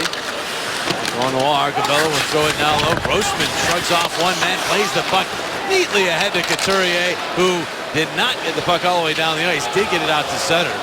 Good work there by Grossman, but Couturier would like to have that back and get it all the way down the ice. Grossman has a chance here. He'll try the glass. Schultz kept it in. Now Eberle. And they set it up again. Schultz. In the middle of the ice. Deals on the left wing. Cabello with a shot. Save Mason off of Mason's blocker all the way to the neutral zone. There's a clear for you. Now Nugent Hopkins right back in. Full time to Ashmark. Back to Schultz. A shot off the post. Rebound into the slot. And bounces back through. That's 4 now. There is Schultz again. To Nugent Hopkins. Back out Schultz. Shot. Wide. Bello up the wall for Everly. Everly and pass tipped by Delzato. Bello threw it back on for Everly. And then back out. Schultz across Nugent Hopkins. Holding on. And now Schultz the one-timer wide. Arcabel, the rebound try. Mason is there with an answer. He's got it in the glove and he'll hang on. Well, the Oilers are making this pretty interesting with all of the shots off the pipes. Here's the last one, a deflection in front off the stick of Pouliot. Steve Mason didn't know where that one had gone. I don't know if that was going wide or not, but Steve Mason deserves credit again for not being too far out of position, staying back so he's not lost when that play does come off the backboards. The Flyers clear it all the way down off the ensuing draw, so 26 seconds. Power play time remaining for the Oilers. 8:23 remaining in the third. Flyers lead by 3. Even though they've been outshot by 14. That does not count those 4 posts. Well, Jake had one too. That's true. That's true. Purcell stopped as he got to the Philadelphia line. Luke Schenn lobs it back out to center. Now it's stolen by Ronaldo. Ronaldo moving up. He's got Bellemare with him. He'll wind it. Fire save. Rebound. And it's back out the other way as the Oilers blocked that. But getting back was Bellemare to knock it down in center and clear it back into the Edmonton zone. And that is it for the power play. Flyers 4 for 4 in the kill. They have killed off all 17 man-down situations on home ice this season. Schultz racing back. Mason will play it instead. Vandevelde could not catch up to it, but it is swatted out to the neutral zone by Giroux and all the way down. Out of his net comes Fast, and he did get it to center. Voracek right back in there onside. Vandevelde to Giroux. Back to Vandevelde. For Voracek. Voracek spinning with it. Change of direction. Shrugging off the check. Out the other side. Deals. Koliakovo back out Giroux. Now Voracek dropping it. Schultz at the line. Back to Voracek. They play keep away. But now the Oilers get it as Petrie intercepted the pass. Vandevelde leans on him. The puck squirts free to Joensuu. And he'll shovel it out to the neutral zone. Well, there's something to be said for killing the clock, but there are also opportunities to keep shooting. Schultz versus Koliakovo. Moves it ahead. Wayne Simmons. Up the left wing, cutting to the middle. Simmons, the shot blocked. Second try backhander, dribbles wide. Brayden Schenn, back to Simmons. Simmons maneuvers out in front to Lecavalier, and his shot was blocked. Now Lecavalier has it again. Looks to the middle, turns, skates toward the line with it, and then deals off to Luke Schenn. His shot was deflected, bounces to Delzato. His shot well wide to the corner. Back out Luke Schenn again.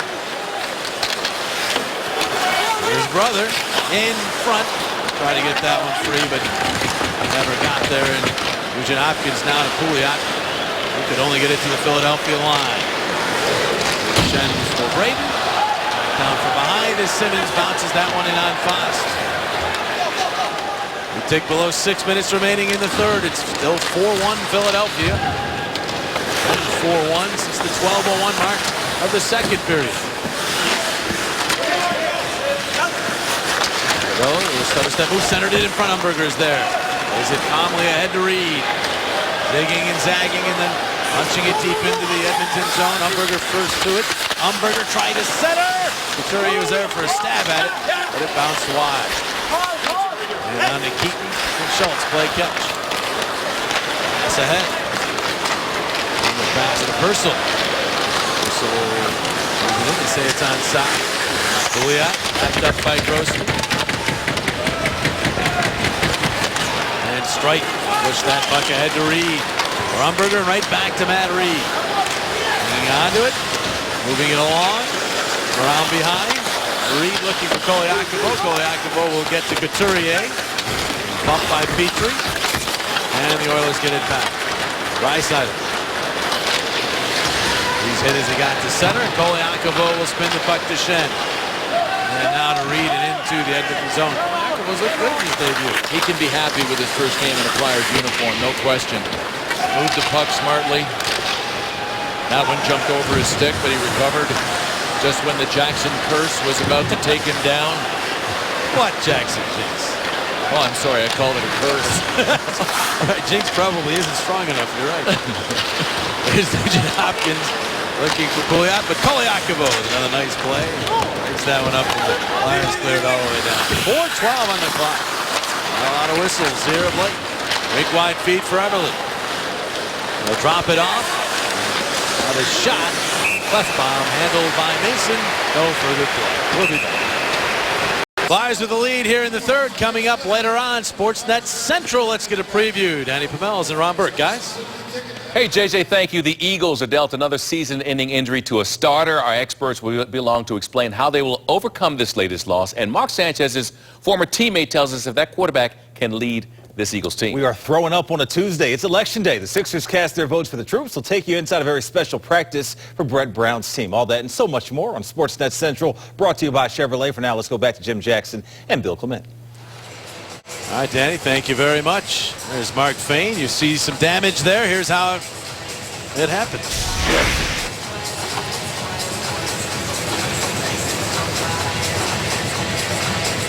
Boy, that hit him, I thought, under the visor, but that look may have hit him in the visor and enforced the visor right. You did hit the visor and forced it down onto his face, Chris. Yeah, that's exactly what happened, Billy. And, you know, they're the worst ones because, you know, Mark Fane's thinking the puck's going somewhere on the near side of the post. It ricochets off something and hits him in the face. Those are the ones that are awful that you're not prepared for. Can I just say this? Without that visor, it sure looked like it was headed right towards his eye. Yeah, it would have been a lot uglier without the visor. You're right, and that's a case where the visor absolutely helps. I'm pro visor as well now, guys, but you're right. That would have been a real ugly injury right there without that visor. Fane has a cut to deal with instead of much more serious damage. Flyers after the puck here. They don't mind spending time in the offensive zone as they protect the 4-1 lead. Bounces back out. Send it around. Voracek with a stick on it. Schultz. Purcell. And ahead to Perron. They just snap that into the Philadelphia zone. Oilers are going to go for a change. Mason tangled up here. It's a turnover, but the Oilers unable to make a connection in front. Eberle has the puck now, leaned on by LeCavalier. And the Flyers get it back. Over it ahead, Braden Shen. Through center, but played back by Klefbom. Now a weak wide feed for Eberle. For Pouliot. And while Pouliot right went down, he was back to the point for a shot by Fane that went wide. Right back out there is Mark Fane. Eberle turning with the puck. Here's Fane again. And he could not get it past Braden Shen, who stuffs it out to the neutral zone. 2:35 on the third period clock. Was trying to maneuver through the neutral zone, but could not as Couturier takes it away. Now it's Luke Shen. From the red line, hammers it in. Fast with the easy save. Couturier to the rebound. Couturier pushing it along to Reed. Reed looking for an open man. Right back to Couturier. Oh, Flyers very content to cycle down low in the Edmonton zone. They get it back out to Shen for a shot. And that's gloved by Foss. He'll hang on to the puck.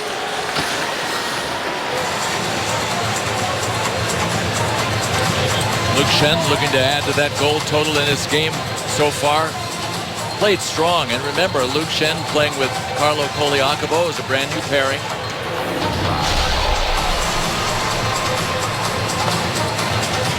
They are the top shelf performers.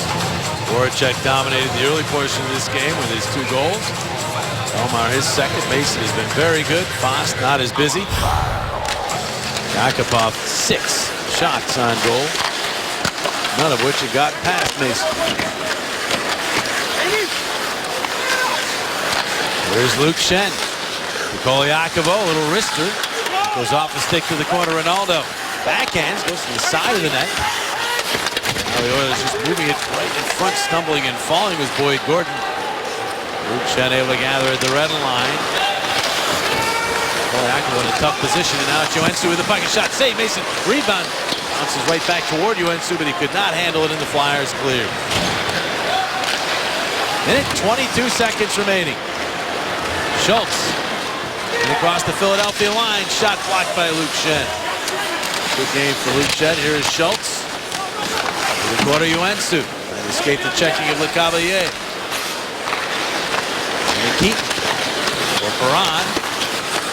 The St. Louis Blue. Now that pass. Michael Bellows shot went high and wide. Schultz, nice maneuver around Braden Shen. Get it down low for Perron. Braden Shen has it back. Gets it to LeCavalier. Backing his way through center, waiting, and then backhanding into the Edmonton zone.